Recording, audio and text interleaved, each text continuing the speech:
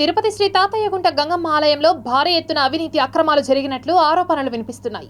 కోట్లాది రూపాయల అమ్మవారి నిధులను స్వాహా చేయగా శాఖాపరమైన విచారణ జరుగుతున్నట్లు సమాచారం. తిరుపతి శ్రీ తాతయ్యగుంట గంగమ్మ ఆలయంలో ఇంటి దొంగలు ఎక్కువయ్యారు. ఆలయ ఆస్తులను పరిరక్షించాల్సిన అక్కడి అధికారులు, సిబ్బంది కుమ్మక్కై అమ్మవారి నిధులు స్వాహా చేసినట్లు ఆరోపణలు వినిపిస్తున్నాయి. ఆలయ ఇన్ఛార్జి ఈవో మునికృష్ణయ్య ఇటీవల మృతి చెందిన సంగతి తెలిసిందే. ఈ క్రమంలో ఆలయానికి సంబంధించిన విలువైన రికార్డులు మాయం కావడం, నగదు లావాదేవీలకు లెక్క తేలకపోవడం, వెండి ఆభరణాలు కనిపించకపోవడాన్ని ప్రాథమికంగా గుర్తించినట్టు తెలుస్తోంది. శ్రీ తాతయ్యగుంట గంగమ్మ ఆలయానికి ప్రధానంగా జనరల్ అకౌంట్ ఒకటి ఉంటుంది. అమ్మవారి దర్శన టికెట్లు, విరాళాలు, చందా రసీదుల జమ, హుండీ ఆదాయాన్ని జనరల్ అకౌంట్లో జమ చేస్తారు. అయితే ఈ ఏడాది ఫిబ్రవరి 4 నుంచి సెప్టెంబర్ 30 వరకు ఎంత ఆదాయం వచ్చిందన్నది క్యాష్ బుక్లో రాయకపోవడం ఆశ్చర్యానికి గురిచేస్తోంది. జాతర రోజుల్లోనే ఆలయానికి అధికంగా ఆదాయం వస్తుంది. హుండీ ఆదాయం సుమారు 70 లక్షల రూపాయలు, ఇతర టికెట్లు, చందాల ద్వారా మరో 30 లక్షల రూపాయల వరకు ఉంటుంది. అలాంటిది 6 నెలలుగా క్యాష్ బుక్ రాయకపోతే ఉన్నతాధికారులు ఎందుకు ప్రశ్నించలేదో అర్థం కావడం లేదు. లెక్కల్లో కనిపించిన తేడాల గురించి ఆరా తీస్తే మృతి చెందిన ఈవోకు చేర్చేశామని సంబంధిత సిబ్బంది చెబుతున్నట్లు సమాచారం.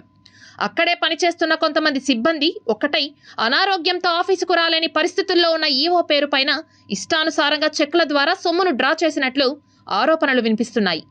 ఈవో ఆఫీసులోని 2-3 ద్వారానే ఈ అక్రమాలు జరిగినట్లుగా తెలుస్తోంది. అధికార పార్టీ పెద్దల ఒత్తిడి కారణంగా దేవాదాయ శాఖ ఉన్నతాధికారులు మౌనంగా ఉన్నట్లు చెబుతున్నారు.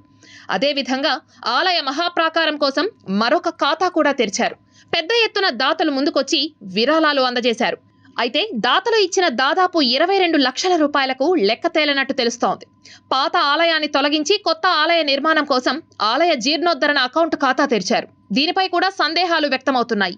గత 20 ఏళ్లుగా ఆలయంలో వచ్చిన ఆదాయాన్ని ఫిక్స్డ్ డిపాజిట్ల రూపంలో కోట్లాది రూపాయలను బ్యాంకులో జమ చేశారు.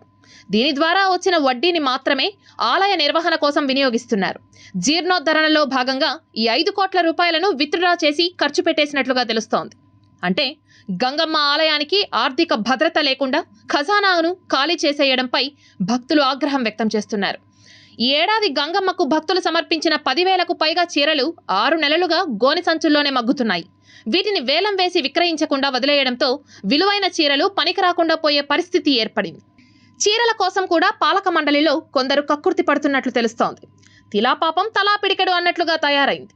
గంగమ్మ తల్లి, ఇంటి దొంగల బారి నుంచి నీ ఆలయాన్ని నువ్వే రక్షించుకో తల్లి అని భక్తులు వేడుకుంటున్నారు. ఈరోజు ఏళ్ల తరబడి గంగమ్మ తల్లి ఆలయంలో పనిచేస్తున్నటువంటి సిబ్బందిని ఎందుకు మీరు కనీసం పక్క ఆలయాన్ని కూడా బదిలీ చేయలేకపోతున్నారండి? ఈరోజు ఒక కుటుంబ పాలనలాగా గంగమ్మ ఆలయాన్ని తయారు చేశారు. ఈరోజు ఆ ప్రాకారం కోసం ఉన్న ఆలయాన్ని తొలగించేశారు. మహాప్రాకారం కోసం ఎంతో మంది భక్తులు, దాతలు ఈరోజు వాళ్ళ ఆ ప్రాకారంలో భాగస్వాములు అవ్వాలని చెప్పని స్వామి అమ్మవారి కానుకలుగా సమర్పించారు. దానికంతా లెక్కలే ఎక్కడున్నాయండి? దీన్ని ఎవరు అడగాలి? భక్తులు బాధపడుతున్నారు, ఆవేదన చెందుతున్నారు. ఈరోజు సిటీ కేబుల్ ద్వారా నేను ప్రశ్నిస్తున్నా. అదేవిధంగా మీడియా కూడా దయచేసి వాస్తవాలు వెలుగులోకి రావాలి. గంగమ్మ గుడి ఆలయంలో ఇన్ని కోట్ల రూపాయలు, ఆడ 5 కోట్ల రూపాయలు ఫిక్స్డ్ డిపాజిట్ ఎప్పటి నుంచో వేస్తున్నారండి. దాన్ని ఎప్పుడూ అవసరానికి వాడుకోవాలి తప్ప ఈరోజు వాడేస్తున్నారని చెప్తున్నారు. దానికి ఎవరు బాధ్యత వహిస్తారు? చనిపోయినటువంటి వ్యక్తి మీద మీరు తోసేసి చేతులు దులుపుకునేస్తే ఇది మంచి సాంప్రదాయం కాదు. ఖచ్చితంగా దీని మీద సమగ్రమైనటువంటి విచారణ జరిపి దోషులను శిక్షించి గంగమ్మ ఆలయంలో ఎవరైతే దోపిడీ చేశారో, ఆ నిధులను స్వాహా చేశారో వాళ్ళ దగ్గర నుంచి రికవరీ చేయాలని చెప్పని నేను స్థానికుడిగా, అమ్మవారి భక్తుడిగా ప్రభుత్వాన్ని, దేవాదాయ శాఖని డిమాండ్ చేస్తున్నానండి.